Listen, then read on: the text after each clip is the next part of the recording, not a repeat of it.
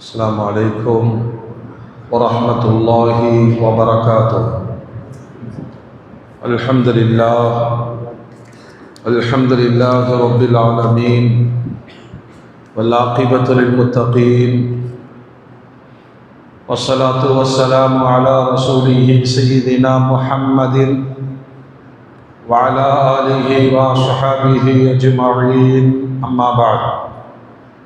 فأعوذ بالله من الشيطان الرجيم. بسم الله الرحمن الرحيم. ألم يئن للذين آمنوا أن تخشع قلوبهم لذكر الله وما نزل من الحق.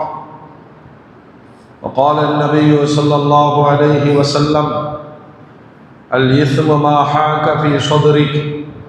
صدق الله العظيم وصدق رسوله النبي الكريم. اللهم صل على سيدنا محمد وعلى آل سيدنا محمد وبارك وسلم وكرم عليه.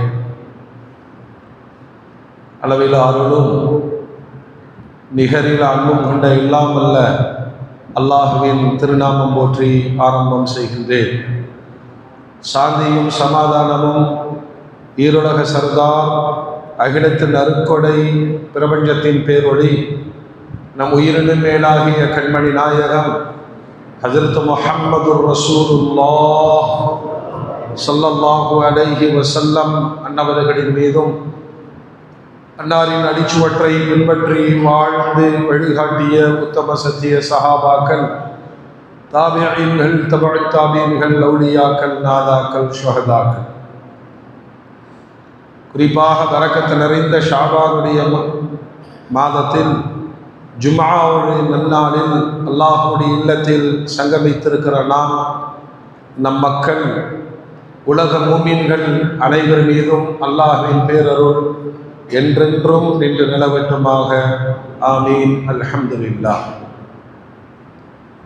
கண்ணியத்திற்கும் மரியாதைக்கும் உரிய அல்லாஹ்வின் நல்லடியார்களே, அருமையான மூமின்களே, சகோதரர்களே, அல்லாஹ் ஜல்ல ஜலாலுஹு குர்ஆன் ஷரீஃபின் வழியாக மனித சமூகம் அல்லாஹுவை அஞ்சி அவனையே வணங்கி பாவங்களிலிருந்து விலகி அவன் சொல்லித் தருகிற சன்மார்க்கத்தின்படி வாழ வேண்டும் என்பதற்காக தொடர்ந்து நபிமார்களையும் வேதங்களையும் தந்து இறுதி வேதமாகிய குர்ஆனை வாழும் அற்புதமாக, நடமாடும் பேர் அற்புதமாக அல்லாஹ் வைத்திருக்கிறார். குர்ஆனுடைய ஒவ்வொரு சொற்களும் ஒவ்வொரு வார்த்தையும் அந்தந்த காலத்தில் வாழுகிற மக்களை அது வழி நடத்தி கொண்டே இருக்கிறது. ஒரு மனிதனுடைய வாழ்க்கையில் மறதி ஏற்படலாம், தவறுகள் நிகழலாம், சந்தர்ப்ப சூழ்நிலையால் பாவங்கள் செய்திருக்கலாம், மௌத்தையே மறந்து வாழ்ந்திருக்கலாம், மறுமையினுடைய சிந்தனை இல்லாமல் இருந்திருக்கலாம். இதுபோன்று மனிதன் மறப்பது என்பது, கவனமற்று இருப்பது என்பது இயல்பான ஒன்று. ஆனால் எல்லோருமே தன்னுடைய வாழ்வை குறித்து கவலைப்பட்டு தன்னை மாற்றிக்கொள்வதற்கான வாய்ப்புகளை அல்லாஹ் அவ்வப்போது தருகிறான். நபிகள் யாக்கூப் அலைஹிஸ்ஸலாம் இறை தூதராக வாழ்ந்தவர்கள். எல்லா நபிமார்களிடத்திலேயும் ஜிப்ரீல் அலைஹிஸ்ஸலாம் வந்து போகிற வழமை இருந்தது. அப்படி வருகிற பொழுதெல்லாம் நபிமார்கள் ஒரு கேள்வி முன் வைப்பார்கள். சாதாரணமான சந்திப்பிற்காக நீங்கள் வந்திருக்கிறீர்களா, அல்லது என்னுடைய உயிரை கைப்பற்ற வந்திருக்கிறீர்களா? இந்த கேள்வியை ஹஜ்ரத் யாக்கூப் அலைஹிஸ்ஸலாம் ஜிப்ரீல் அலைஹிஸ்ஸலாத்திடம் வைத்தார்கள். இப்ராஹீம் அலைஹிஸ்ஸலாம் சொன்னார்கள், உங்களுடைய ரூஹை கைப்பற்ற நான் வந்திருக்கிறேன். யாக்கூப் அலைஹிஸ்ஸலாம் கேட்டார்கள், நமக்குள்ள ஒரு ஒப்பந்தம் இருக்கு தெரியுமா? என் உயிர் எப்பொழுது கைப்பற்றப்படுமோ அதுக்கு முன்னாடி நீங்க எனக்கு எச்சரிக்கை செய்யணும், முன்னறிவிப்பு செய்யணும் என்று நானும் நீங்களும் ஒரு ஒப்பந்தம் செய்திருக்கிறோம். ஞாபகம் இருக்கா இல்லையா? இப்ராஹீம் அலைஹிஸ்ஸலாம் சொன்னார்கள், நல்ல ஞாபகம் இருக்கு. அந்த எச்சரிக்கையை நானும் தந்து விட்டேன், அல்லாஹும் தந்து விட்டான். நீங்க தான் அதை கவனிக்கல. நான் ஆச்சரியத்தோடு யாக்கூப் அலைஹிஸ்ஸலாம் கேட்டார்கள், அல்லாஹும் எச்சரிக்கை தந்தான், நீங்களும் எச்சரிக்கை தந்தீர்களா? இது எப்ப நடந்தது? இப்ராஹீம் அலைஹிஸ்ஸலாம் சொன்னார்கள், உங்க முகத்தை கண்ணாடியில பாருங்க, தலை தாடி மீசையெல்லாம் நரைத்து போய்விட்டதா? ஆமாம். ஒரு மனிதன் மரணிக்க போகிறான் என்பதற்கான முதல் எச்சரிக்கை மணி அவனுடைய ரோமங்கள் நரைத்து போவது. காலம் நெருங்கிவிட்டது என்ற எச்சரிக்கை அல்லாஹ்வினால் கொடுக்கப்படுகிறது நரைகளின் வழியாக. இரண்டாவது உங்களுடைய உடல் பலகீனம் அடைந்து விட்டது, வயோதிகம் உங்களுக்கு வந்து விட்டது. யாருக்கு வயோதிகம் ஏற்பட்டு விட்டதோ மரணத்திற்கான எச்சரிக்கை அல்லாஹ்வினால் கொடுக்கப்பட்டிருக்கிறது. யாக்கூப் அலைஹிஸ்ஸலாம் அதிர்ந்து போனார்கள். இவைகள் எல்லாம் நடந்து ரொம்ப நாளாச்சு, நரைச்சு போய் ரொம்ப நாளாச்சு, வயசாகி ரொம்ப நாளாயிடுச்சு. மரணத்திற்கான அறிகுறிகள் அல்லாஹ்வினால் கொடுக்கப்படுவது இவைகள். வேற வழி இல்லை. யாராக இருந்தாலும் மௌத்து வந்துவிட்டால் வினாடி கூட பிற்படுத்த மாட்டோம் என்று அல்லாஹ் குர்ஆனிலே தெளிவுபடுத்தி விட்டான். மூமின்களே, எல்லோருக்கும் அல்லாஹ் இப்படி ஒரு எச்சரிக்கையை தருகிறான். நீ மாறுவதற்கான சில வாய்ப்புகள் அல்லாஹ்வினால் கொடுக்கப்படுகிறது. அது விபத்தா இருக்கலாம், சில சோதனைகளாக இருக்கலாம், உடல் ரீதியான பிரச்சனைகளாக இருக்கலாம், மனோரீதியான குழப்பங்களாக இருக்கலாம். அல்லாஹ் என்னிடம் இருந்து ஒரு மாற்றத்தை எதிர்பார்க்கிறான். குர்ஆன் சொல்லுகிறது, யா அல்லாஹ் என் வாழ்க்கையை மாத்து, என்ன நீ மாத்து, என் சிந்தனைகளை மாத்து அப்படின்னு கேட்கிற அடியார்களுக்கு அல்லாஹ் சொல்லுகிறான், நீ மாறுங்கிறான். நீ மாறு, நீ மாறினால் மட்டுமே உன்னிடத்தில் மாற்றத்தை நான் உருவாக்குவேன். எவ்வளவோ வாய்ப்புகள், சந்தர்ப்பங்கள் ஒவ்வொரு நேரத்திலும் அல்லாஹ்வினால் சமிக்கையாக நேரடியாக வழங்கப்படுகிறது. வரலாற்றிலே ஃபுதைல் இப்னு இயால் ரஹிமஹுல்லாஹ் ஒரு மிகப்பெரிய மேதாவியாக, இறை நேசராக அறியப்படுகிற வரலாறு. இவர் இறை நேசராக மாறி போவதற்கான ஒரு சந்தர்ப்பத்தை வரலாறுகள் இப்படி சொல்லுது. படு பயங்கரமான திருடராக வாழ்ந்தவர். சாதாரண திருடர் அல்ல. இந்த வீட்டில் இன்னைக்கு திருடுறோம், தகவல் சொல்லிவிட்டு போகிற அளவுக்கு மனோதைரியம் படைத்த திருடர். வழமை மாறி அவர்களுடைய படையோடு திருடுவதற்கு போகிறார். ஒரு வீட்டிற்குள் ஓட்டை பிரித்து உள்ளே இறங்குகிற பொழுது அந்த வீட்டினுடைய பெண்மணி அந்த இரவு நேரத்தில் குர்ஆன் ஓதிக்கொண்டிருக்கிறார். அந்த குர்ஆனுடைய ஓசை சப்தத்தில் இருந்து ஒரு வசனம் இவருடைய காதுகளில் விழுகிறது. அலம் யஅனி லில்லதீன ஆமனு அன் தக்ஷஅ குலூபுஹும் லிذிக்ரில்லாஹ். அல்லாஹ்வை பயந்து அஞ்சி மாறிக்கொள்வதற்கான நேரம் இன்னும் உனக்கு வரலையா? நம்மளே சில பேர்த்த பார்த்து கேட்போம், நீ எப்படா மாறுவ? எப்பமா இல்லையா? நீலாம் எப்ப மாறுவ, எப்ப திருந்துவ? அந்த பெண்மணி அல்லாஹ்வுடைய வார்த்தைகளில் வெளிப்படுத்தினார்கள். அல்லாஹ்வை பயந்து கொள்வதற்கான நேரம் இன்னும் உனக்கு வரவில்லையா? அவ்வளவுதான். யாருக்கு எந்த நேரங்களில் ஹிதாயத் என்னும் நேர்வழி மாற்றங்களை அல்லாஹ் ஏற்படுத்துவான் தெரியாது. மாறிக்கொள்வதற்கு அடியான் முயற்சிக்க வேண்டும். குர்ஆனுடைய இந்த வசனம் காதுகளின் வழியே அவருடைய நெஞ்சத்தில் பாய்ந்தது. ஒரு வினாடி அவர் தன்னை பார்த்து சொன்னதை போலவே இருக்கிறது.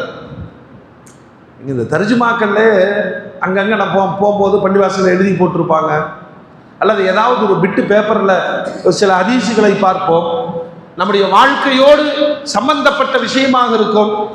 யாரோ நேரில் நின்று சொல்வதை போன்ற உபதேசங்கள் கண்ணில் படும், காதுகளில் விழும். பார்ப்போம் அப்படின்னா முடிஞ்சது, அவ்வளவுதான். மாற்றத்திற்கான முதல் முயற்சி அடியானிடமிருந்து வெளிப்பட வேண்டும். அல்லாஹ் அவருடைய காதுல போட்டான், இதயத்துல போட்டான், என்ன நினைத்தாரோ தெரியவில்லை. திருடுவதற்கு வந்தவர் மனமாறி போனார், திருந்தினார், உடனிருந்தவர்களை திருத்தினார். இப்படியே திருட்டு தொழிலை கொண்டு வாழ்க்கையை நடத்திவிட முடியாது. மௌத் இருக்கிறது, கபர் இருக்கிறது, மறுமை இருக்கிறது. அல்லாஹ்விற்கு முன்னால் நின்று பதில் சொல்ல வேண்டும். மாறினவர் சாதாரணமா மாறல. ஒரு குர்ஆனுடைய வசனம் ஏற்படுத்திய மாற்றத்தின் தாக்கம் இறைநேசராக அவரை மாற்றியது. மோமின்களே, வாழ்வில் பல்வேறு நேரங்களில் அல்லாஹ்வை மறந்து அல்லாஹ்வை குறித்த பயம் இல்லாமல் பயணிக்கிறனா, நமக்கு அல்லாஹ் சில நேரத்தில் சில சிக்னல் கொடுக்கிறான். பக்கத்து வீட்டுக்கார மௌத்து, அது உனக்கான சிக்னல். அவனுக்கு பேரழிவு, அது உனக்கான எச்சரிக்கை. நாம் மாறுவதற்கான வாய்ப்புகளை அல்லாஹ் எச்சரிக்கையாக தந்து கொண்டுதான் இருக்கிறான். மாறுவதற்கான தேட்டம் நம்மிடத்தில் இருக்க வேண்டும். வரலாற்றிலே அன்னை ராபியாத்துல் அதவியா மிக பெரும் இறைநேச செல்வராக வாழ்ந்த ஒரு பெண்மணி. இறைநேசர்கள்ட்ட ஒளியாக்கள்கிட்ட என்ன இருக்கும்? அல்லாஹ்வுடைய நெருக்கத்தை பெறுவதற்கான இபாதத்துகள் நிறைவாகுது. அவர்களுடைய வரலாற்றிலே ஒரு அற்புதமான சம்பவம் எழுதப்படுகிறது. வீட்டில் இபாதத் செஞ்சிட்டு இருக்கிறாங்க. அன்னைக்கு பார்த்து அந்த வீட்டுக்கு ஒரு திருட வந்துட்டான். கடுமையான இருட்டு. யாரோ தன்னுடைய வீட்டிற்குள் நுழைந்து விட்டார்கள் என்பதை உணர்கிறார்கள். அந்த அம்மாவுக்கே கவலை, நம்ம வீட்டில் திருடிட்டு போறக்கு ஒன்றும் இல்லையே, நாம பரம ஏழை. அவங்க கவலை என்னன்னா, வந்தவன் மனசு உடைஞ்சு போயிடக்கூடாதுல்ல, இந்த வீட்டுக்கு வந்துட்டோமே, எதையோ தேடுகிறான் என்று தெரிகிறது.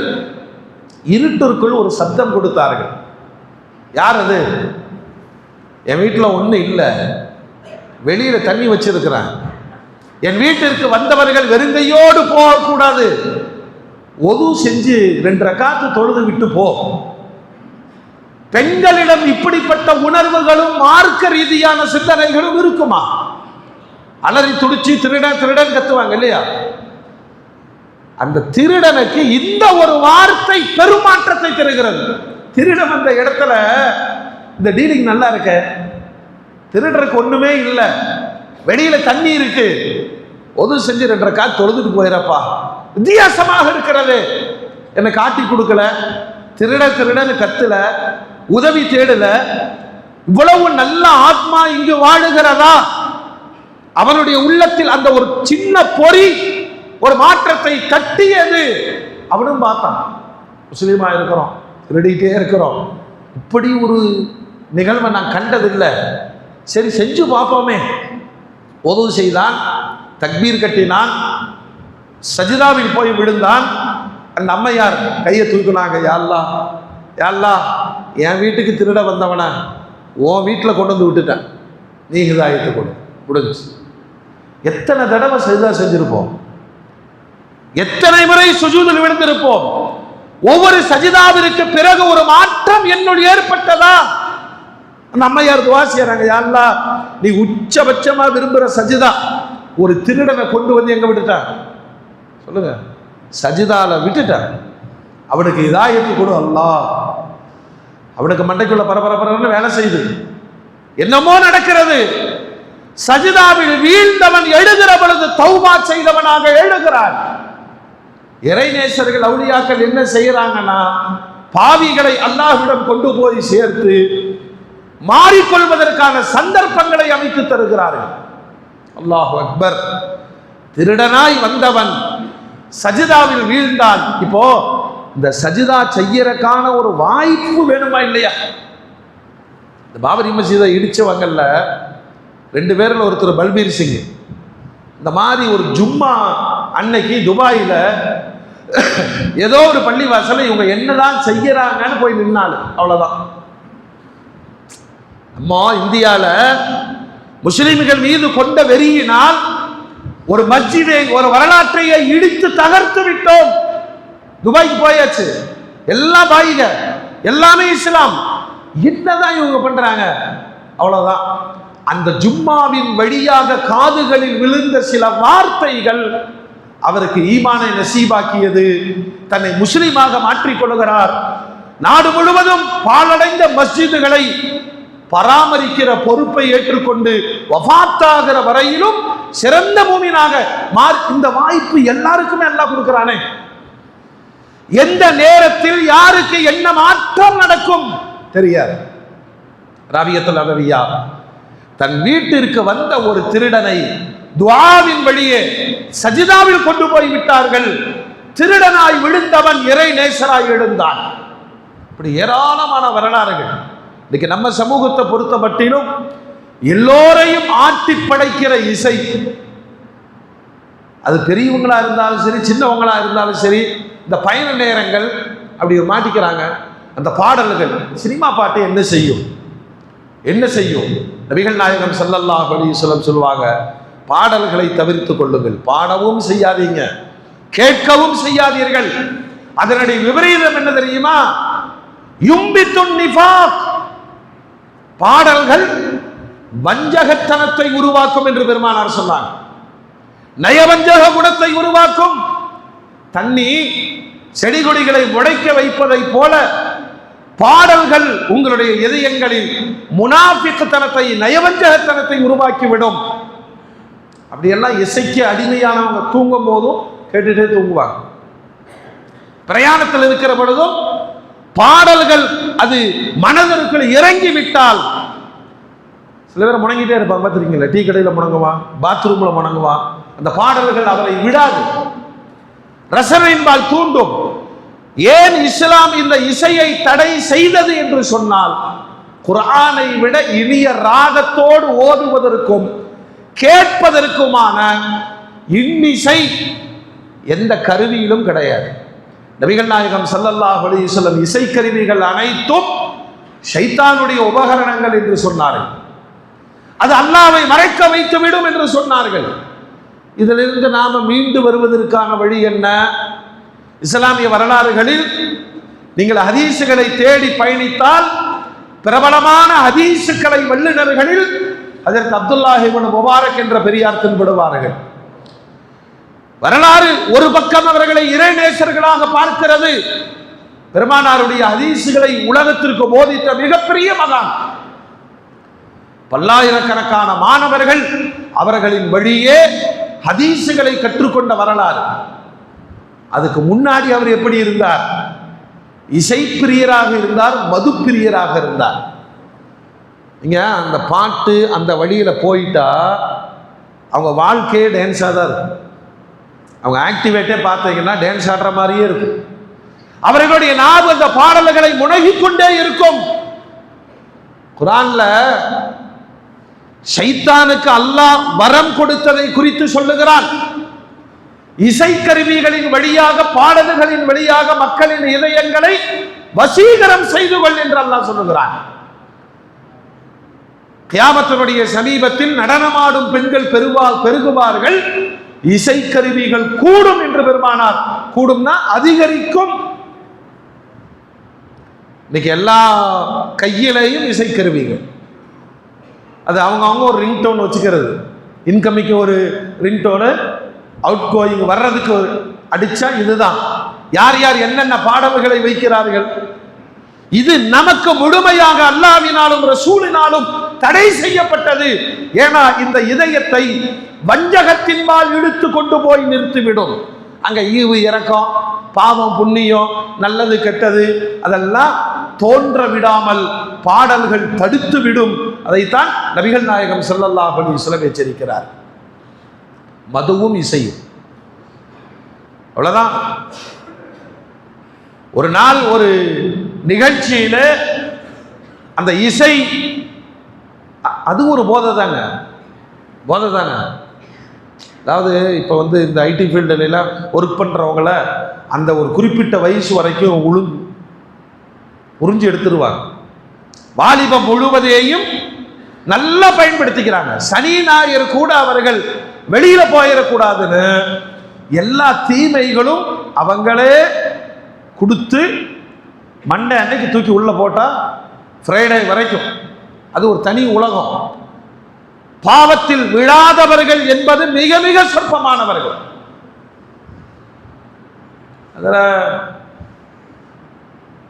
இரவு நேரங்களில் நள்ளிரவுகளில் மதுவும் நடனமும் ஆடல் பாடல் ரெண்டுமே போத. ஒரு கவிஞன் எழுதினான், இந்த மாதிரி ஆட்டம் பாட்டத்தோடு மதுவை குடித்து கொண்டு வரன்முறை இல்லாமல் வாடுகிற ஒரு தலைமுறை. அவ கற்பனையா எழுதுறான். கடவுள் இந்த மாதிரி கூட்டத்தை பார்க்க வந்தாராமா. என்னதான் இவங்க செய்யறானுங்க, இந்த என்ன டிஸ்கோ தேவா ரொம்ப சொல்லுவாங்க, ஆட்டம் பாட்டம்லாம் அப்படியே பாட பாட சவுண்டு கூட்டிகிட்டே இருப்பாங்க. சவுண்டு கூட்ட கூட்ட இங்கே வெறி ஏறும். வெறி ஏறிச்சுன்னா தாறுமாறாக அவர்கள் நடப்பார்கள். அதிகாலை வரை, மிட் நைட் வரை. கடவுளே ஒரு நாள் வந்தானாமா, பார்த்துட்டு சொன்னானாமா, இனிமேல் மனிதர்களை படைக்கவே கூடாது, இனிமேல் இந்த மனுஷனை படைக்க. அவ்வளவு ஒத்துழைப்பு பண்றான்.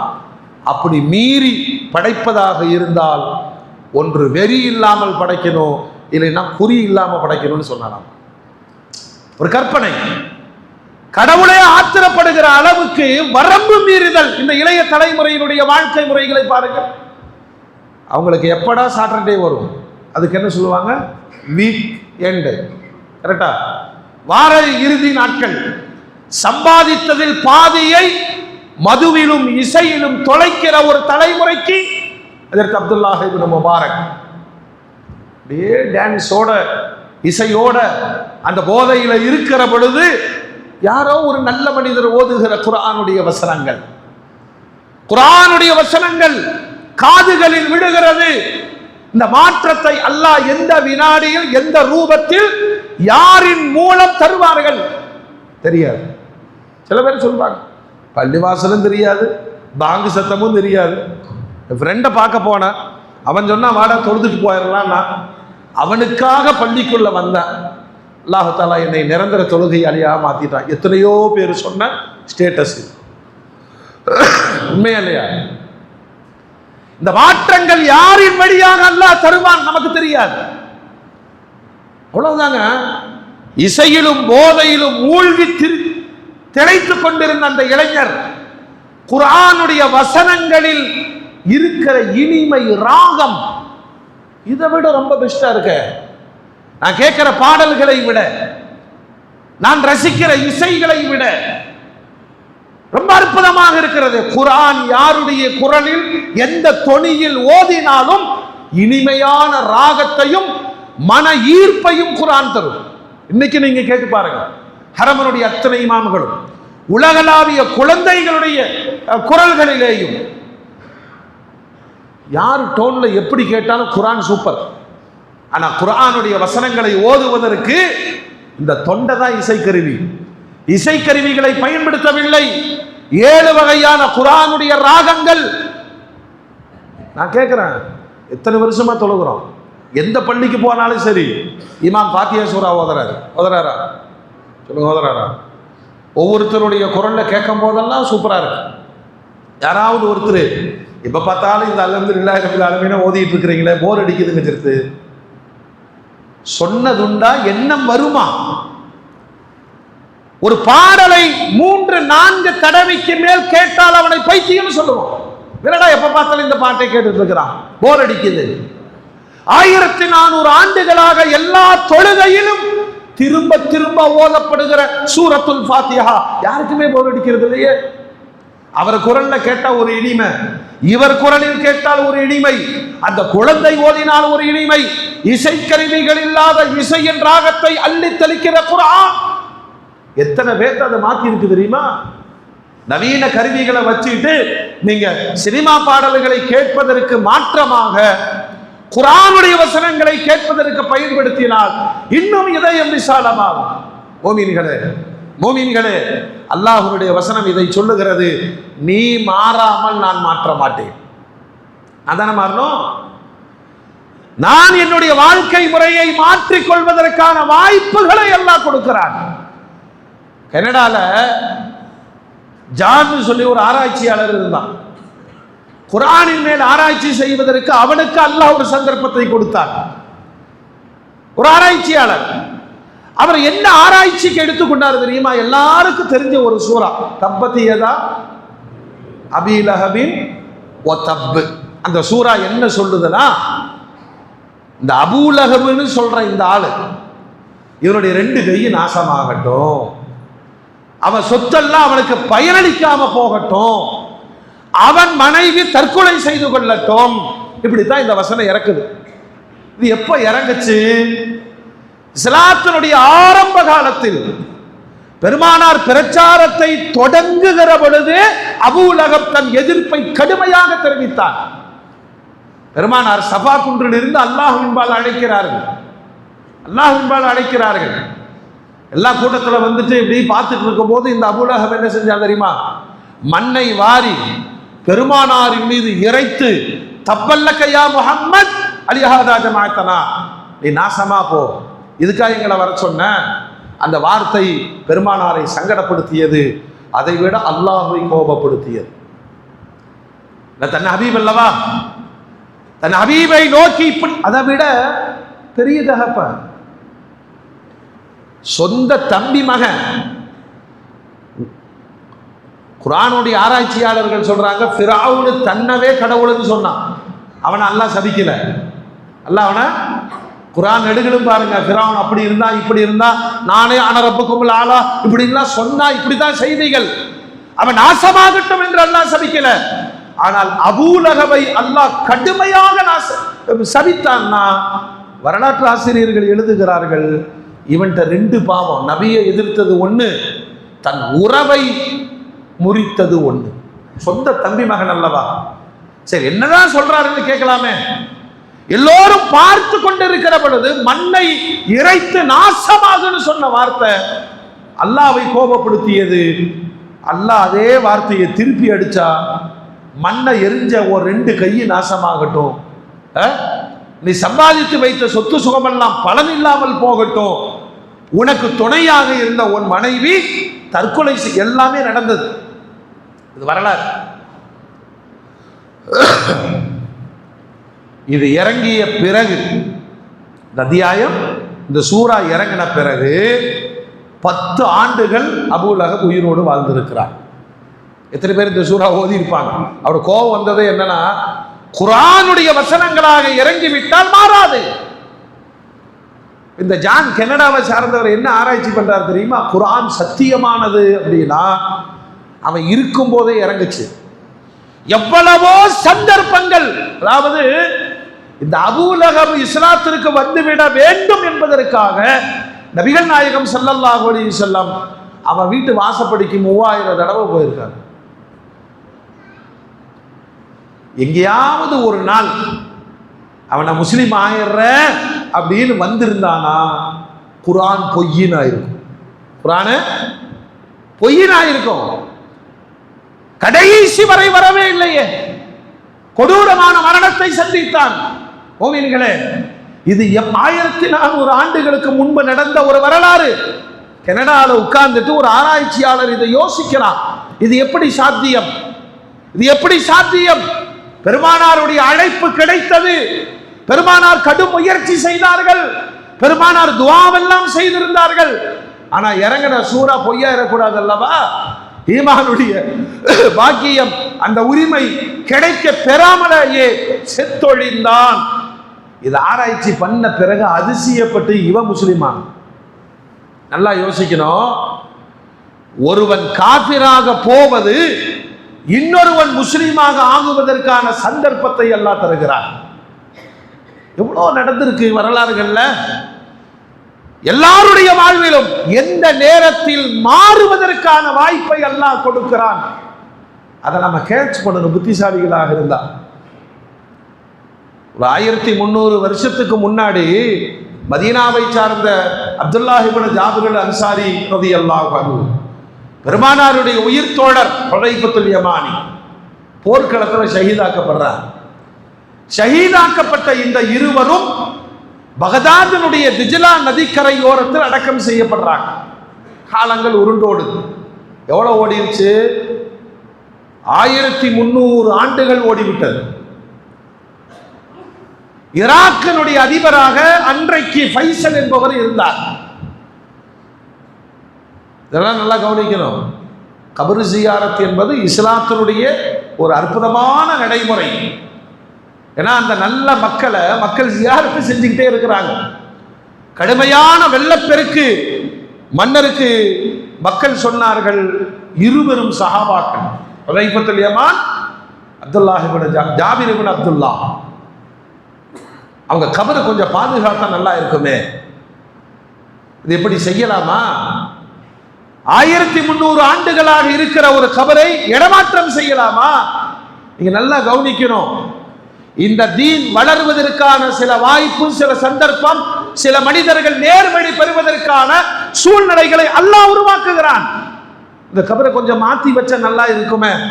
உலமாக்களிடம் கேட்டார் மன்னர், தாராளமா மாத்தலான்ட்டாங்க. மிகுந்த பாதுகாப்போடு, கிட்டத்தட்ட இந்த நவீன கருவிகள் பிறந்து விட்ட காலம், ஒரு பெருப்படையோடு இராணுவத்தோடு போய் 2 சஹாபாக்களுடைய கபறுகள் தோண்டப்படுகிறது. வருஷம் எவ்வளாச்சு? 1300 வருஷம். அல்லாஹ் பாதுகாக்கணும். நம்மெல்லாம் மௌத்தாகி 40வது நாள் கபரை தோண்டி பார்த்தா இருக்க மாட்டோம். இருப்போமா? இப்பெல்லாம் 6 மாசம் கூட டைம் கிடையாது. இந்த தோன்ற ஆளு ஒரு கணக்கு வச்சுட்டே வருவார் லைனா. இது என்னங்க 6 மாசம் ஆச்சு, தோண்டி பார்த்தா எலும்பு இருக்கும். எலும்பு தூக்கி வேற இடத்துல புதைச்சிட்டு இன்னொரு ஜனாசாவுக்கு அங்கே இடம் கொடுத்து விடுவார்கள். அல்லாஹ்வுடைய பாதையில் கொல்லப்பட்ட சுஹதாக்கள் மண்ணறையில் வாடுகிறார்கள். அவர்களை மௌத்தானவர்கள் என்று சொல்லாதீர்கள், குர்ஆன் சொல்லுது. மூமின்களே பாருங்க, ராஜ படையோடு அந்த கபரு தோண்டப்பட்டு 2 சஹாபாக்களுடைய பூத உடலை பார்த்தவுடன் ஆச்சரியப்பட்டார்கள். ஜெர்மானிய மருத்துவர் கண் பரிசோதனை பண்றார். மௌத்தாயிரத்து வருஷம் ஆச்சு சொல்லுங்க. மௌத்தாயிரத்து வருஷம் ஆச்சு 1300 ஆண்டு. ஜெர்மனி மருத்துவர் கண்களை பரிசோதனை செய்கிறார். அப்படியே ஃப்ரெஷ்ஷா இருக்கு. அந்த பூத உடல் அழியாமல் இருக்கிறது. எல்லா மருத்துவர்களும் பரிசோதனை செஞ்சாங்க. இது அத்தனையும் படமாக்கப்பட்டது. இந்த கபரு தோண்டும் நிகழ்வில் இருந்து 2 சஹாபாக்களுடைய பூத உடல் 23 மைல்களுக்கு அப்பால் சல்மான் பார்சி ரலியல்லாஹு அன்ஹு தற்பொழுது அடக்கம் செய்யப்பட்டு இருக்கிற இடத்திற்கு அருகாமையில் கிரேன்ல கொண்டு போய் அந்த 2 பூத உடல்களையும் மீண்டும் அடக்கம் செய்தார்கள். அத்தனையும் படமாக்கப்பட்டது. அன்றைய பகதாதில் சினிமா தியேட்டர்களில் இது காட்சிக்கு போடப்பட்டது. எது? 2 சஹாபாக்களுடைய பூத உடல் 1300 ஆண்டுகளுக்கு பிறகும் அழியாமல், மாறாமல், மக்கி போகாமல் இருந்தது. இதெல்லாம் விஷயம், வரலாறு. இதுக்கு பின்னாடி என்ன நடந்துச்சு தெரியுமா? கண் பரிசோதனை செய்த ஜெர்மன் டாக்டர் முஸ்லீம் ஆயிட்டார். இந்த காட்சியை கேமரா எடுத்துக்கொண்டிருந்த அந்த ஊழியர்கள் முஸ்லீம் ஆகிவிட்டார்கள். தியேட்டரில் வந்து இந்த படங்களை பார்த்து கலிமா சொன்ன 10,000 பேர். அல்லாஹு அக்பர். சிலர் மாறிக்கொள்வதற்கான வாய்ப்புகளை அல்லாஹ் எப்பொழுதும் திறந்தே வைத்திருக்கிறான். நாம் மாறணும்னு நினைக்கணும். அப்படி ஒரு வரிசையில தான் நபிகள் நாயகம் ஸல்லல்லாஹு அலைஹி வஸல்லம் ஒரு மாற்றத்திற்கான வழியை சொல்லுவாங்க. புனித ரமலான். இப்போ நிறைய பேர் இப்பவே கேட்க ஆரம்பிச்சிட்டாங்க, எப்போ நோன்பு வருவோம்? பெருமானார்ட்ட வந்து கேட்கிறாங்க. ஒரு கிராமவாசி கேட்கிறார், மத்த ஸாஅ, கியாமத் நாள் எப்போ வரும் தெரியுமா? இருக்காது. அல்லாஹ்வுடைய ரசூல் திருப்பி கேட்கிறாங்க, அது வரட்டும், நீ ரெடியா? நானும் தான் கேட்கிறேன், ரமதான் வரட்டும், நம்ம தயாராகிட்டோமா? மனதளவில், உடல் அளவில், பயணங்களால் நிறைய பேர் பிளான் பண்ணிட்டு இருக்கிறாங்க. பத்திரிக்கை அடிச்சு நோம்புல ஃபுல்லா கொடுத்துடணும். நான் சொல்றது புரியுதா? பத்திரிக்கை அடிச்சு வச்சு, அப்போ பத்திரிக்கை கொடுக்கிற காலமாக அவருடைய மனதில் ரமலான் பதிஞ்சிருச்சு. நல்லா பாதுகாப்பானார். கொஞ்சம் ரமலான்ல நோன்பு வச்சுட்டு ஓய்வா இருப்போம், இந்த வீட்டை கட்டி முடிச்சிடலாம். கியாமத்து எப்பொழுது வரும்? பெருமானார் திருப்பி கேட்கிறார்கள், அது வரட்டும், நீ என்ன தயாரித்து வைத்திருக்கிறாய்? எங்க ரமலான் பிறை பார்க்கறதுக்கு 1 மணி நேரத்துக்கு முன்னாடி எனக்கு மரணம் சம்பவித்து விட்டால் என்னை விட பாக்கியமற்றவன் யாருமே கிடையாது. ஏன்னா 2 மாசமா 60 நாளா தொடர்ந்து நாம் துவா கேட்டுக்கொண்டிருக்கிறோம். அல்லாஹ் ரமலானை அடையவை, ரமலானை அடையவை. அது வரும், தன்னுடைய பாக்கியங்கள் நிறைந்த நன்மைகளோடு வரும். எதிர்கொள்ள நான் கொஞ்சம் என் பாவங்களை குறைச்சேன், நான் கொஞ்சம் என் நன்மைகளை கூட்டி இருக்கிறேன், இப்ப இருந்து ஆரம்பிச்சிருவோம். கடந்ததை விடு, கடந்த ரமலான விடு, நேற்ற விடு, இப்ப இருந்து நான் தொழுக ஆரம்பித்து விட்டேன். நிறைய பிரச்சனை என்ன தெரியுமா? இபாதத்தெல்லாம் அது நடக்குது. ஆனா இந்த மாற்றங்கள், பெருமானார் சொல்வாங்க, ரமலானை சாதாரண கண்களோடு பார்க்காதீர்கள், எல்லோரோடும் அன்பு காட்டுகிற மாதம் தான். அதுல குறிப்பா முறிந்து போன உறவுகளை இணைத்துக் கொள்வதற்கான பெரும் வாய்ப்பு ரமலான். சில பேர் பாருங்க, ரம்ஜான் பிறக்கிறதுக்கு முன்னாடியே என்ன செய்வாங்க தெரியுமா? கொஞ்சம் அரிசி சாமானம் இதெல்லாம் வாங்கிட்டு நேராக போய் அக்காவை பார்த்துட்டு வா, போய் சின்ன மாவை பார்த்துட்டு வா, எங்க தூரத்து மாமாவை பார்த்துட்டு வா. என்னது? அந்த உறவுகளை பலப்படுத்திக் கொள்வதற்கான வாய்ப்பை ரமலான் தருது. என்ன மச்சான் திடீர்னு வந்திருக்கீங்க, நோம்பு வருது இல்ல, அந்த நேரத்தில் வந்து உங்களை பார்த்துட்டு இருந்தா சரியாகாது. அவர்களுடைய தேவையை பூர்த்தி செய்வதோடு உறவுகளை பலப்படுத்திக் கொள்வதற்கான வாய்ப்பு. பெருமானார் சொன்னாங்க, வெறுமனே நோம்புக்கான காலம் மட்டுமல்ல, நிறைய மாற்றங்களுக்கான காலம். ஏதாவது பாவங்களை விடணும்னு இப்ப நியத்து வச்சீங்கன்னா ரமலான்ல கண்டிப்பா அது முழுமையாக தொடைக்கப்பட்டு நிரந்தர மாற்றத்தோடு வாழ்வதற்கான வாய்ப்பை நோன்பு தந்துவிடும். குர்ஆனுடைய வசனத்தை யோசியுங்கள், நீ மாறாமல் நான் மாற்ற மாட்டேன். நீ மாறணும், இவர் எதுவுமே விட மாட்டாராமா. யா அல்லாஹ் எனக்கு நல்லதை கொடு, எனக்கு சொர்க்கத்தை கொடு. ஏன்னா நீ பாவத்தை விட, அதை விட மாட்டேன். நான் பாவம் செஞ்சுட்டே இருப்பேன், நான் நீ சொர்க்கம் கொடுக்கணும். நான் திருடிட்டே இருப்பணும், ஆனா நீ எனக்கு செல்வத்தை கொடுக்கணும். நான் உறவுகளை எல்லாம் முறித்து வைத்திருப்பேன், நீ எனக்கு ஆனந்தமான வாழ்வை தரணும். அல்லாஹ் அக்பர். அதனாலதான் பெருமானார் ஸல்லல்லாஹு அலைஹி வஸல்லம் சொல்றாங்க, ஒரு மனம் உங்களை உறுத்தட்டும். பாவம் என்றால் என்ன? யார்கிட்டையும் போய் கேள்வி கேட்டுட்டு இருக்காத. உன் மனம் எதையெல்லாம் உறுத்துகிறதோ அதுவெல்லாம் பாவம். நிறைய பேர் வந்து டவுட் கேட்பாங்க, இது எப்படிங்கிறது ஹலாலா ஹராமா? எப்போ உனக்கு இந்த கேள்வி வந்துருச்சோ அதனை தவிர்த்துக்கிறது தான் நல்லது.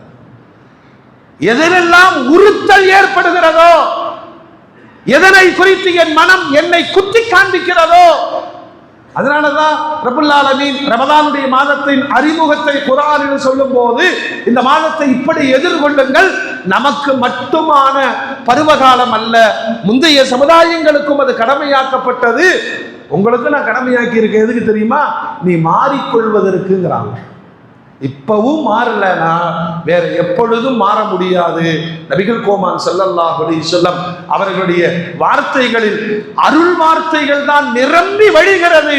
சில இடங்களில் கடுமையான சாப வார்த்தைகளையும் அல்லாஹ்வுடைய ரசூல் எச்சரிக்கைக்கு சொல்லி இருக்காங்க. நாமெல்லாம் கேள்விப்பட்ட செய்தி. மிம்பரில் ஏறுகிற பெருமானார் வழமைக்கு மாற்றமாக ஆமீன் ஆமீன் ஆமீன் நான் முடிந்து கீழே இறங்குகிற பொழுது சஹாபாக்கள் கேட்டார்கள், இது வழமையில இல்லையே. பெருமானார் சொன்னார்கள், கரெக்டு தான், ஜிப்ரீல் வந்தாரு, அவர் ஒரு துவா செஞ்சாரு, நான் ஆமீன் என்று சொன்னேன். என்ன நாயகமே சொல்லுகிறீர்கள்? ஆமாம் ஆமாம். யார் ஒருவர் பெற்றோர்களில் இருவரையும் அல்லது ஒருவரை பெற்றுக்கொண்டு அவர்களின் வழியாக சொர்க்கத்தை அடைந்து கொள்ளவில்லையோ அவன் நாசமாகட்டும் அவர் சொன்னார். நான் என்ன சொன்னேன்? ஆமீன்னு சொன்னேன். எவ்வளவு பெரிய பத்துவா அது! இது இந்த சமூகத்துக்கு ரொம்ப பாடம். பயங்கரமா தான தர்மங்கள்லாம் செய்யறாங்க. ஊர்ல எல்லாம் பெரிய நல்லாளு, அம்மாட்ட பேசுறது இல்லைங்கிறான், அத்தா ஆகாதுங்கிறான், அல்லாஹ் ஆகாதுன்னு சொல்லிட்டான்.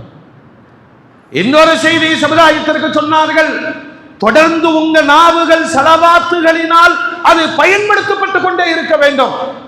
என் பெயரை கேட்டு யார் ஸலவாத்து சொல்லவில்லையோ அவன் நாசமாகட்டும் என்று ஜிப்ரீல் சொல்ல நான் அல்லாஹ் அக்பர், அல்லாஹ் நம்மை பாதுகாப்பானாக. 3வது வார்த்தை தான் பெருமானார் சொன்னாங்க, அல்லாஹ் தருகிற மாற்றத்தின் அடையாளம் ரமலான். அது வந்தும் எவன் மாறிக்கொள்ளவில்லையோ அவன் நாசமாகட்டும் என்று சொன்னார். இந்த பத்துவாக்களிலிருந்து அல்லாஹ் நம்மை பாதுகாத்து எல்லாருக்குமே ஏதாவது ஒரு நேரத்தில் ஒரு சின்ன சமிக்கை அல்லாஹ் தருகிறான், ஒரு எச்சரிக்கை தருகிறான், ஒரு உணர்த்துதலை தருகிறான். நான் மாறிக்கொள்ள வேண்டும். அல்லாஹ் சொல்லிக் கொண்டே இருக்கிறான். நான் மாற முயற்சித்தால் மட்டுமே அல்லாஹ் நமக்கு மாற்றத்தை தருவான். நான் இப்படியே இருப்பேன், நீ சொர்க்கத்தை கொடு. பூமியர்களே, மாறிக்கொள்வதற்கான ஒரு வாய்ப்பு இந்த ஒரு வாரத்துக்குள்ள கிடைத்தால் அதை பயன்படுத்தி கொள்ளக்கூடிய சிறந்த அறிவாளிகளாக, மூமின்களாக நாம் இருக்க வேண்டும். வல்ல ரப்பல் ஆலமீன் குழப்பங்கள் இல்லாத, சண்டை சச்சரவுகள் இல்லாத, மனத்தாங்கல்கள் இல்லாத அமைதியான ஒரு ரமதானிய காலத்தை அல்லாஹ் நமக்கு தந்து நசீபாக்கி தர வேண்டும் என்று துவா செய்வதோடு, யா அல்லாஹ் எங்கள் ஆயுட்காலத்தை நீடித்துத்தா, சொல்லுங்க, எங்களுக்கு உடல் ஆரோக்கியத்தை கொடு. நிறைய பேர்த்துக்கு இன்னைக்கு கவலை என்னன்னா, சரிதா செய்ய முடியல.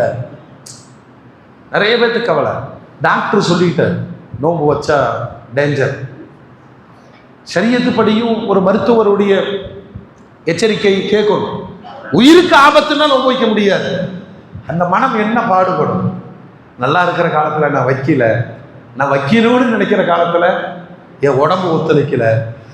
மூமின்களே, அல்லாஹ் எல்லோருக்கும் ஆபியத்தை நசீபாக்கி தருவானாக. குறிப்பா உறவுகளை உடைத்திருந்தால் அதை மனசை அல்லாஹ்விற்காக வேண்டி இரக்கமாக்கி கொண்டு உறவுகள் எல்லோரோடும் நல்ல பேணுதலோடு, அதை குறிப்பா தாய் உடன்பிறந்த சகோதர சகோதரிகள், பக்கத்து சொந்தம், தூரத்து சொந்தம், ஏன்னா அல்லாஹ் சொல்றான், உறவுகளை முறித்தவன் சொர்க்கத்திற்குள் நுழைய மாட்டார். இது எல்லாவற்றுக்குமான மாற்றம் தான் ரமலான். ஒரு ஹதீஸ்ல பெருமானார் சொல்லுவாங்க, பசித்திருப்பதும் தாகித்திருப்பதும் நோன்பு அல்ல, எல்லா புலன்களாலும் நோன்பாளியாக இருக்க வேண்டும். அத்தகைய மாற்றத்தை நாம் மாறிக்கொள்வதற்கான திட்டத்தோடு எதிர்கொள்வோம். அல்லாஹ் ஹிதாயத்தை செய்வானாக. வ ஆகிரு தாவானா அனில் ஹம்துலில்லாஹி ரப்பில் ஆலமீன்.